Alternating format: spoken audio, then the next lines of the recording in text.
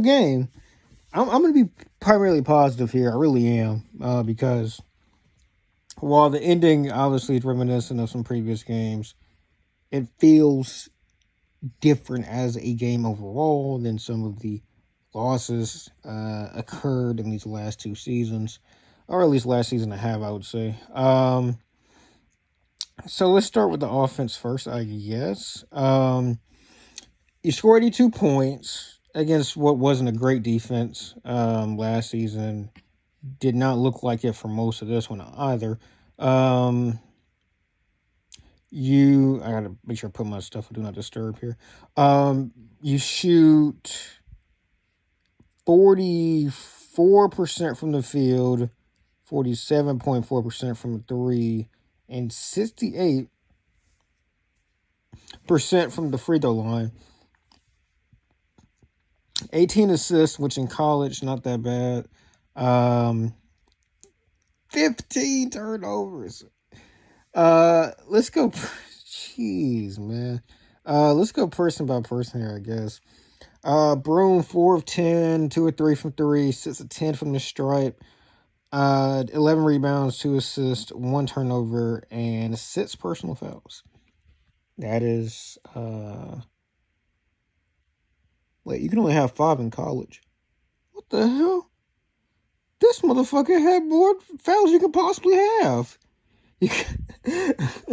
I'm assuming ESPN just like, I think on the end where he got the tech, I'm guessing he just called another personal, or not they. I'm guessing ESPN logged that as another personal foul for whatever reason.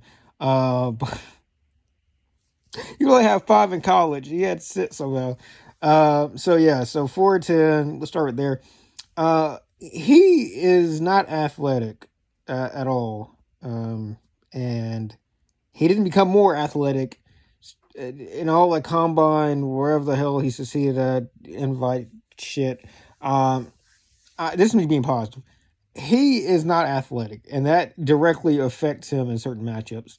It happened last year. In certain matchups where the other guy is just immensely more athletic than he is, which Misi was, he just gets his ass kicked sometimes. And I'm not saying that as like a, I don't want Broom here, or he sucks, or blah, blah, blah. I'm not saying any of that. It's just a fact that sometimes he just basically gets punked, more or less. And he got punked tonight. The two or three from 3 saved his ass kind of statistically. He had some really good moves against smaller dudes where he showed up some of the footwork. I mean, I'm not saying he doesn't have footwork. He has a decent feel for back to the basket, just as you should play it as a big. He got even past other bigs at points in time and got to the rim. But the problem is that one time he did that, I believe, in the mid-second half, maybe early second half, and then the help came and then just packed his shit because he can't, like, he's not really like the spin-off short kind of put shot. That's something he's tried to do. It's not something he's like particularly good at, I would say. He had 2 misses on what should have been a putback. It was a miss by, I think, Aiden or somebody driving to the rim. And it should have been a putback for him. I think it might have been Denver. And he missed a putback twice. And I think they came back down and scored off of that. Yeah, he's not athletic at all. He did a good job of rebounding this game. There's some games where he wasn't a great rebounder last year. He forced the issue in some times, and obviously 6 out of 10 from free throws, not good. I will mention he had he fucked his shoulder up. Like, I watched the exhibition game live. His shoulder's fucked, like, pretty bad. Pretty bad. So I mean, on some of those plays where you gotta like bend down and get the ball and like corral it, when somebody else is trying to grab it. I know people are like, well, why is he still weak? But like, if you like literally have your shoulder damn to get popped out just one game ago, it's kind of hard to, I guess, adjust for that. So I should probably tell myself that to some degree, like, hey, understand this dude was trying to corral rebounds while having a shoulder like that just almost got popped out of place one game ago. But the problem is that, like, the problems that he had in his game look like the same problems he had in tough matchups last year. So Pretty much a continuation of things for Broom. I mean, the three looked solid. The third was an air ball, which doesn't feel great, but he looked good as as kind of the trigger man on the top of the key. There's some really good looks that got off of that. I'm gonna say he had like a B minus day. I would say B to B minus. Didn't look amazing as a rim protector here, but I give him like the kind of conditional qualifier that like we play this kind of ass whole type of defense where you gamble for steals fervently, so you kind of have to be as a rim protector at Auburn like damn near omniscient in how you're like looking around. Get that like just eyes in the back of your head looking around constantly, because when you play that type of defense, it's going to leave a lot of guys going to the rim if they just beat their man, going to the, trying to play up on them. B, you have to like constantly look for the next pass over, because we'll, play high, hedge high on the screen, kind of indiscriminately of who the center had previously. So you can have Broom have to step out on it. Well, I guess Broom typically be the guy who's hedging or doing the hedging there. But you can just have a moment where like Broom has to like come out on like a guard or whatever, and it's a really tough like ask this system defensively for a center.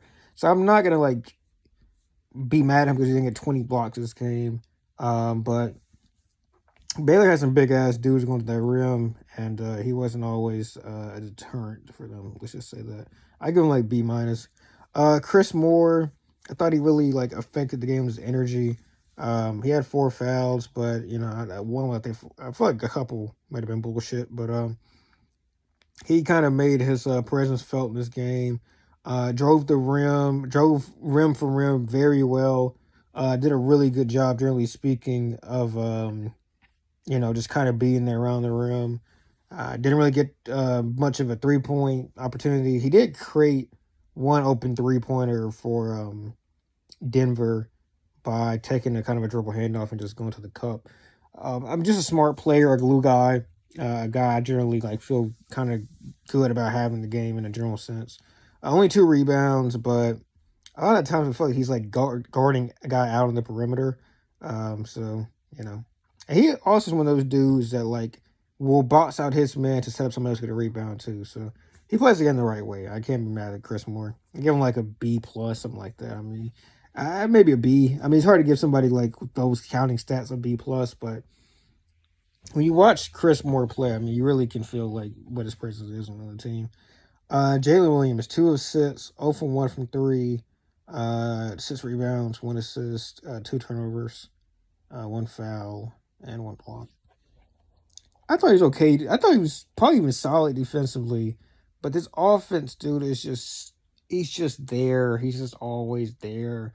The same Jalen you got in this season was the same Jalen you got in 2020, dude. Like, there's like no.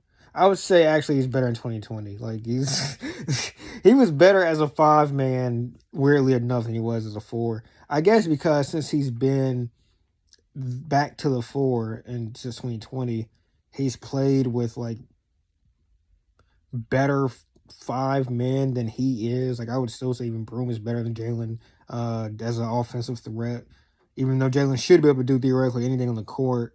I mean, it's just all theoretics with Jalen at this point. One of his turnovers, 5-year senior, guy's been playing since pre-COVID. Got shit. I thought I'd do not disturb this, but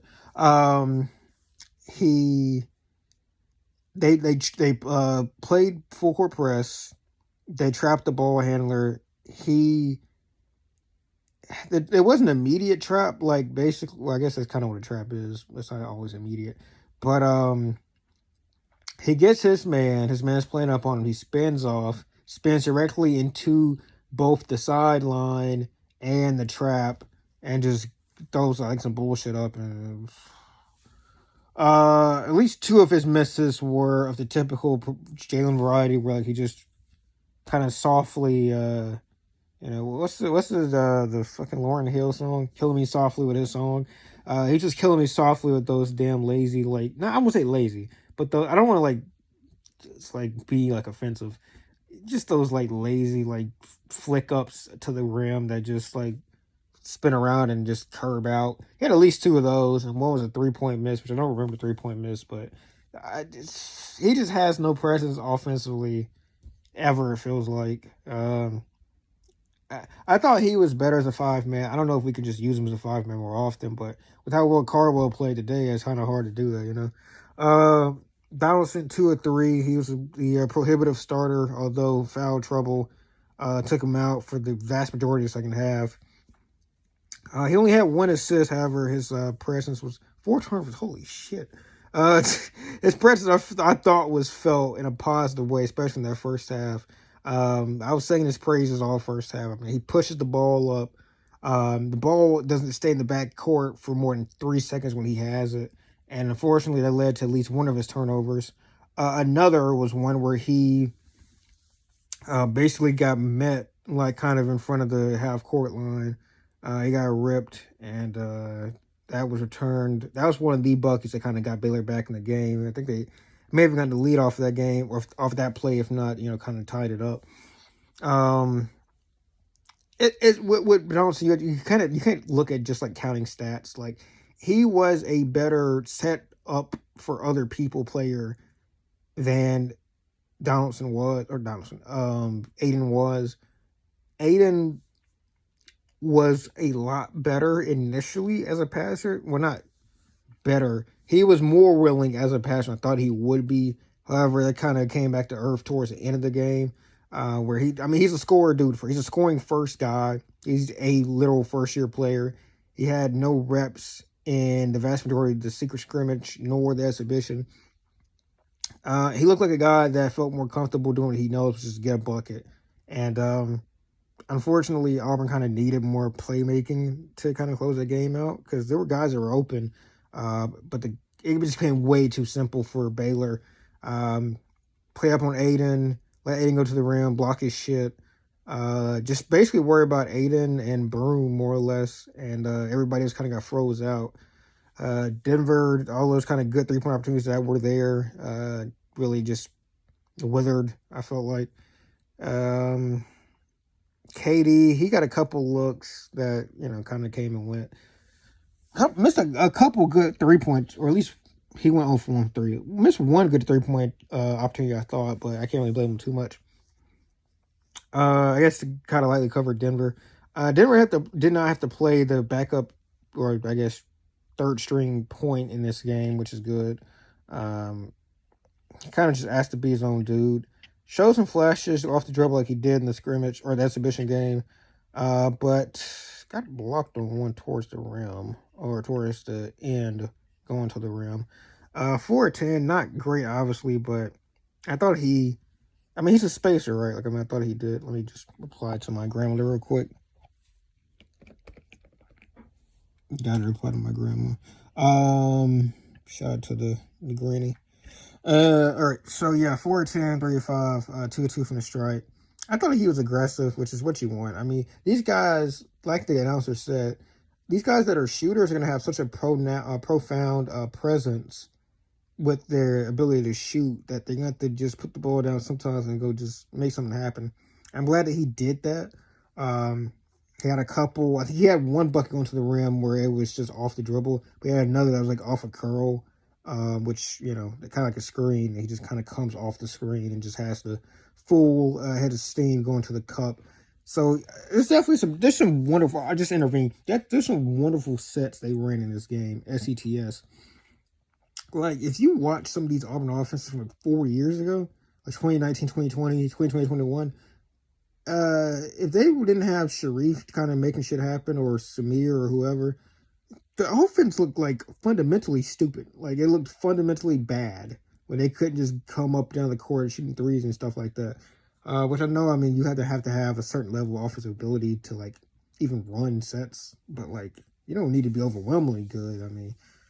They just had a dumb offense, I feel like, for quite a few seasons post the Jared Harper, Bryce Brown core. But this looked like a really, like, schematically sound offense, and sometimes even the players can play up to it, which is a better problem to have than the former I just mentioned, because you just have a stupid offense and then the players stop playing well themselves in a freelance type setup, you look bad. Even today, like in the back half where the lead just slipped through their hands like water, they didn't look like bad. They just made bad decisions, which I'm okay with bad decisions as opposed to just like a bad offense. Let's see. Cardwell ran the court well. Didn't have too many of like he had 4 fouls. Goddamn. He didn't have too many of the usual Cardwell fouls, which just kind of make you sit there and say, "God, Lee, bro, why would you fucking do that?" He had a couple. Don't get me wrong, he had a couple, but generally speaking, I mean, he was high energy. He defended the rim well. This is one of those games where, I mean, it still looked like a kind of a bootleg Walker Kessler at times back in 2021. And this is one of those games that kind of reminds you like how high octane a rim protector he can be at times. It's just about eliminating the dumb plays, and most of his fouls aren't even like, that's the worst thing about Cardwell, is that most of his fouls aren't even like defending the rim. It's like 85 feet away from the fucking basket. And he just like, oh my God, those are the tougher fouls with fucking Dylan. But I thought this was like one of the better Dylan games you'll see. I mean, this is when you like actually praise Dylan, these type of games. High energy, running up and down the court, make himself available as a lob threat, all that stuff, the kind of underlying stuff that doesn't really get talked about too often. I thought it was a really good Dylan game. Chaney got one opportunity for a putback. Looked really good defensively. I'm not going to remember every possession, but looked really good defensively in my opinion. Which he has the tools to do it. His hands are massive. His arms are long as shit. He should be a good defender. He's one of the dudes when like I heard like our defense was like bad in practice. I'm like, it can't be Chaney. Like it could be Aiden or whoever, which we're going to do that later. But I figured he had to kind of hold up his own, and he looked pretty good to me defensively. Only 2 personal fouls as well, so that's nice. Only 1 of 3 from 3. Didn't really do much from the 3-point line either. But as long as he's like being basically wing version of Zep Jasper with a little bit more aggression around the rim, I'm fine with that. CJ Williams. Who the fuck is CJ Williams? Who is that? Now, it was somebody who came in at some point that I did not know. That might have been who. I mean, I feel like I've seen that name before, but CJ Williams. Who the fuck is CJ Williams? I don't know. I'm looking at the actual Auburn basketball. My voice cracked a motherfucker, dude. The actual Auburn basketball website. See how many minutes that dude got? I think he's related to the coach who brought it from Texas Tech, Corey Williams. I think that's Corey Williams' kid. Now, I just don't know when the hell he came into the game. However, there was one dude at one point I didn't recognize. I'm assuming that's him. Leroy, it was a skip while I'm looking through this. Leroy Berman got cooked on defense. He passed it to a guy that passes an assist one time. So he got like 1 hockey assist. He didn't do anything else of value in this game. I know he had to come in because fucking Trey got into foul trouble. I hope I don't have to see Leroy Berman play again. That's not me being mean or harsh. I love Leroy Berman as a concept, but I don't want to see Leroy Berman play anymore. I just don't want to see it. They must upload the stats after the fact because I can't like see the damn stats, which kind of sucks. But yeah, I don't think it matters. CJ Williams, he didn't do anything I can remember. So let me see here. Chad Baker, 2 really cool assists or steals rather. In succession. Had a couple fouls of like the handsy variety. Looked good, driving to the rim a couple times, got 3 free throws. I thought him and, Chaney did, I mean, they were kind of like a package deal. I feel like they just kind of serve the same role, more or less. But they're going to be really impactful defenders, I have a feeling. They're definitely like high energy from what I've seen, the 2 games I've seen them play in. They're high energy. They care. They're both like energy dudes on the bench. They have value. They definitely have value. We'll see when they have to like actually be like 3-pointer like threats, because at least Baker Mazzara was advertised as such. I think Cheney was as well, but they just didn't have the chance in this one. It wasn't a high volume attempt game from Auburn though. 9-19 from three outside. I mean, the problem is that like those are very centralized amongst a few players. Aiden Holloway. Let's get a KD and go back to Aiden. KD 3 or 5. Had a reverse layup that's really fucking nice. Had a kind of off the dribble mid ranger, and I think his only other bucket was I think another layup. I don't remember where it was at. No free throws in this game. He didn't really get to do too much on the ball in this game. That's the thing. His role is not going to be as get a buckety as it was previously. Probably be closer to what we kind of thought Zep would be. Just get a couple shots up, play good defense, be a glue dude, probably be like the 7th, 8th guy off the bench, maybe a second guard off the bench behind Aiden. That's going to be him more or less, and, he seems to be willing to play that role. Just there were chances where he could have been, prime KD, but he was efficient. I mean, I can't really be too mad at KD. I thought he was a decent game. This is kind of his role now, 4 personal fouls, but for him it doesn't even matter because like you're trying to like force like fuckery, so you kind of have to let him do his thing. Aiden Holloway, that's the name of the game. 6 of 15, 4 of 8 from 3, 3 of 5 from the stripe. That's a little bit concerning, but 3 rebounds, 6 assists, 1 block, 3 turnovers, and 0 personal fouls. 19 points. What do I say about Aiden Holloway? I don't know. I don't know what to say about Aiden. I really don't. I'll be honest with you. I don't know what to say about him. I thought he was one of the better freshmen I've seen play at a point in time, at least offensively. And then at another point in time, I see why he kind of is, young, coming off the bench. A little bit of a younger dude. I see everything with him. He's the entire package. He's all this different stuff combined. And you got to just be, I guess, it's going to be some growing pains with him. I'm not even going to, like, bitch about him as much as I guess I could because it's 10 o'clock and I need to go to bed. But it's actually 11 o'clock. But, I mean, the potential is overwhelming. 5 assists, I can't complain about 5 assists. Although, like I said, just blinders on to close the game out, which you never like to see that, but again, the guy did not play in the majority of the secret scrimmage, nor played in the exhibition. So for the most part, this was all just new to him. Playing with the bullets flying with his boys.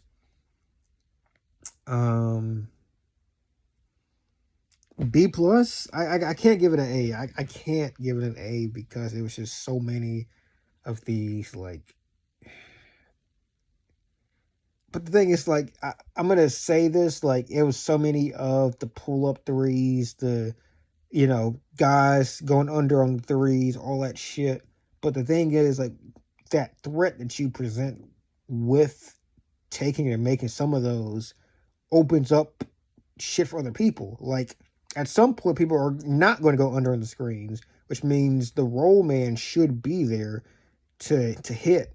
And the problem is the roll man was there to hit in this game, and he missed it kind of down in the stretch. But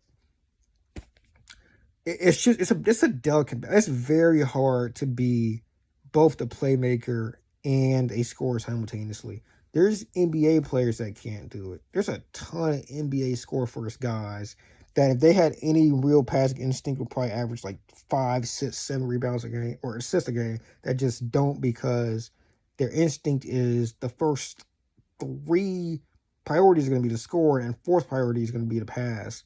And for Aiden, that's just where he's at this moment. He tried to be a facilitator at points, so the chops are there. I'm not saying he can't be a guy that gets other guys set up. We saw it in this game at points. It's just that you gotta the intangible parts of the game that he's not there yet. The feel for the flow of the game, like taking certain shots to at certain points, getting guys involved that have been frozen out. The problem, really, like I said earlier in this game, is that like the dudes that like had a presence, the auxiliary guys, like actually it's like statistical presence, just disappeared in late part of the game. I think Cheney might have that one putback. Mazzara had nothing. Um, who am I thinking? Fuck, somebody I'm thinking about that. I just completely fucking just lost on. But just basically, Denver didn't score. I feel like until like that last, like kind of, oh my god. So basically, game's over with type three. He went a while without scoring. These are like the things that like your point guard has to do. Like just make sure those dudes feel involved in the offense, and then make sure the defense knows they're involved. It just became way too simple for Baylor. Baylor just had it down to like let's pack the paint and let's just kind of like force Aiden to drive type shit. And they simplified the game way too much for Baylor. While Baylor was still like multi hyphenate on offense, and we just stopped being that as the game progressing. I thought the sets were still good, but you got to have somebody run the sets, and I think Aiden was more content to kind of look for himself at certain points. That being said, once Trey came back in after being cold for so long, I think he just kind of I don't think he was the answer either. It just became a thing where I think the flow was completely gone in the back half of this game for us. It just slipped through our fingers. I'm not really like revisit the defense, I guess, too much because I kind of mentioned it passing for individual players. But I thought overall the defense was very good in the first half. They could kind of play a certain way. And I think as it became apparent that Baylor was just more athletic at every possession, it felt like damn near. They kind of inserted their wheel.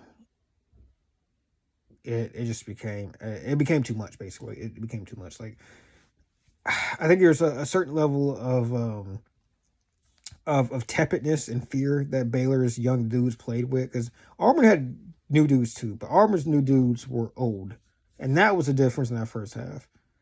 The second half, Baylor's young dudes just kind of played a little bit sharper, a little bit smarter, and just took it to Auburn physically. Scott Drew did a good job of just making the game simple. Go out there, press your ass off, be more athletic, which we already know you are, and just speed them up as much as you can. And once they did that, and the game kind of became, simple again, that was just their type of game. When they had to think, Auburn was the smarter team, but when it became less of a chess thing and more of a checkers thing, that's when Baylor won. And that's what you're gonna do with a team that young. I mean, all of their main dudes are like pretty much like new, and a lot of them are young. I mean, Missy was probably the best big on the court to close out this game. He's a freshman. Jacoby Walters scored 30 points. He's a freshman. I mean, it just is what it is, That's just about it. I mean, 28 minutes. I don't think I need to go off too much further than that. The better team won. People going to say the fouls and the refs and the blah, blah, blah, blah, blah. Here's the shit I hate about like the whole foul thing is that like, yes, the refs called it one way early in the game and it called it a different way as the game progressed. I hate that. It's such a big problem in college in general. A lot of people watch Auburn games to kind of get to the conclusion, but you see it in other games too. For whatever freaking reason, that it's such a ticky tack like level of the game, and it does not match what the game needs. The game needs to be free flowing, and college, that's the biggest problem. It's hardly ever free flowing. I don't know if you need to add another foul, if you need to be less ticky tack. I don't know what, but it's hard. This is the more contestable like level of calling. This is where like it's tighter, but you have less fouls and like more of an onus put on playing kind of soft. When this is the less interesting of the two leagues, like in stylistically, like the way you play the game, like the NBA is more interesting. It has better execution. So you should give them more leisure and more, kind of space to fuck around with in college, but it's the opposite, which is partially why this game is like, people say it's dying, but like that's kind of part of it. I mean, like it just doesn't make sense for a game that was this entertaining at one point to finish as dawdling and fucking drawn out as the end of finishing, So that's kind of a general complaint. I don't have a complaint about the rest as far as the way the game ended. I mean, I'm okay with just saying Auburn lost straight up, but I do definitely have a problem with Just the way of how good the game was in the first half at points, and then how fucking boring it kind of became at points with the way the shit was going. If I was just a neutral watcher that had no stake in this game, and there was anything else on like NBA game, college football game, whatever, I'd pick those in a second just because like those are true representations of how the sport's supposed to be played. College basketball becomes such a bastardized version of the sport when they do that shit, dude. Just let guys go. I mean, I understand that like Baylor made the refs call a lot of stuff. Baylor was driving to the rim with reckless abandon.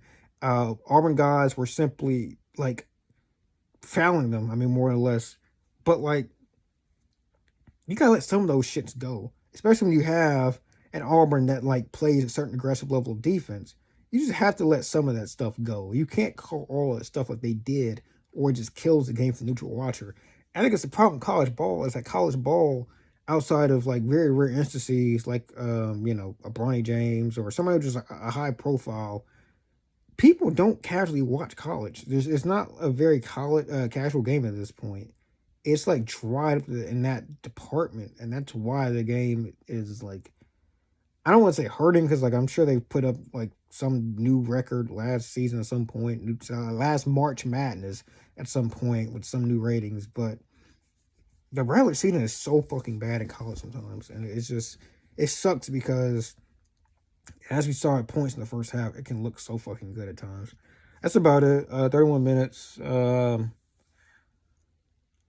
Disappointing loss, but all in all, I mean, I wasn't really that mad about it. I mean, I didn't expect to win the game, honestly. I kind of did at certain points in the game itself, but before it, I was like, this is probably kind of the end result. It's going to be some kind of naivete amongst some of our players, and we got that. We got some youth that can be smoothed over, I think.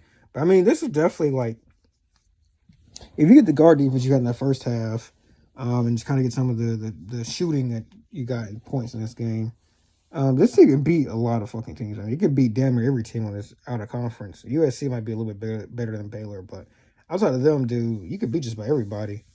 And that's kind of dependent on Bronny playing. I mean, Boogie,